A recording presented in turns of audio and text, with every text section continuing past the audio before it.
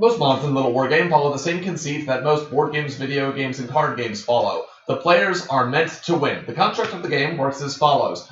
The players are told what the requirements are for them to set up. These are typically the rules. They are then told what actions they are allowed to take.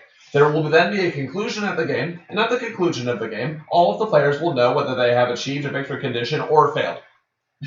Sometimes these are tied to when the players are eliminated. Sometimes this is something that happens after a set number of rounds. Regardless, the players are let to know what the end of the game is, what the victory and loss conditions are. This doesn't mean that the players are guaranteed to win. The players may be playing a cooperative game, where everyone needs to work together, and so the game will tell you whether or not you all lose or you all win. Some trickier titles, especially in board games, make it increasingly common that you can win, but there is a winner among the surviving winners. So you have to be very meticulous in how far you get ahead. There is a cutthroat element to it, such as in games such as Cutthroat Caverns.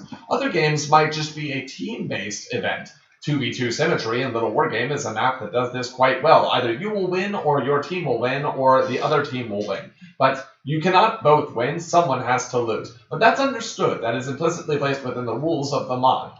Even games that are extremely difficult, whether they're a Soulsborne game, Cuphead, Celeste, or in Little Wargame, they intend to be games like The Haunt, recognize that, yeah, you are probably going to lose. There is an intentional emphasis on difficulty placed inside of these mods, and that is part of what drives their replayability and their enjoyment. And that is the thing that people get out of things outside of Little Wargame, like Super Meat Boy, like Celeste, like the Soulsborne games. However, all of those follow a trend that the map that we are going to discuss by JYtheSnap's does not, which is all of those encourage the player towards victory. They give the player all the tools that they need to understand the game, not to completely identify and surround the game and to dominate at the game, but all players are given equal footing for all of the rules. Even if they bring personal information, such as cards in a deck of Magic the Gathering, or they bring publicly available knowledge, such as what the tiles are in Agricola that every player is going to be playing with.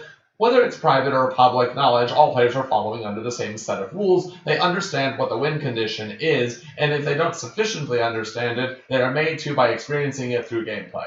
In this small aspect, You Are Garbage by JYtheSnap is completely hostile to the players. And the thing is, the map is actively called You Are Garbage. The gameplay is something I can't even spoil. Let's just use a description to describe it. Work in progress at the minute, only 3 obstacles. Playable and winnable if you hit the 1 minute mark. People who aren't garbage and have beaten it. Smiley face. There's a list of the people who have done that.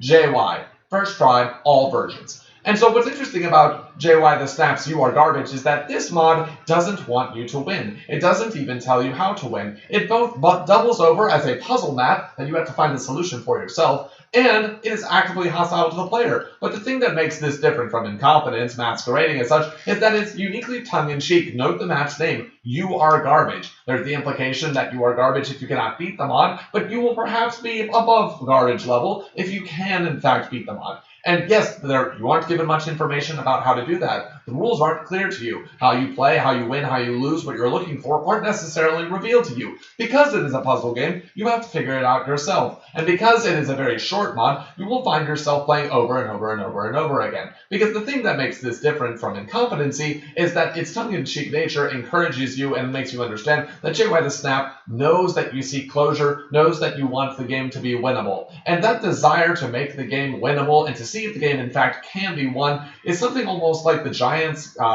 game out of Ender's Game. All the players seek and have the desire to know that they can accomplish the game. They want to escape the burden of being the garbage that is specified in the map title. They want to show the map creator wrong. This is an excellent tool for pushing up the popularity of the mod, but also its premise is so beautifully delivered upon, and it has such a tight loop of entertainment that you can find out whether or not you are garbage very soon. And if you are, you can go into another game, and another game, and another game, and another game. And this kind of effort, if you can't figure something out, you'll keep trying things. If that doesn't work, you'll reach out to other people in the community and find out if they, among the other people who are also garbage, quote, quote, can actually find a solution. And the satisfaction when you do realize how to beat the map is phenomenal. And so the video for this background is not going to be gameplay of You Are Garbage. It's not going to indicate to the player what anything is that they're going into this map, because to do so would be like giving the synopsis or the plot summary for a murder mystery. Yes, you certainly could do it. However, it probably wouldn't be in the best interest of everyone playing, and it would ruin on a fundamental level the gameplay experience.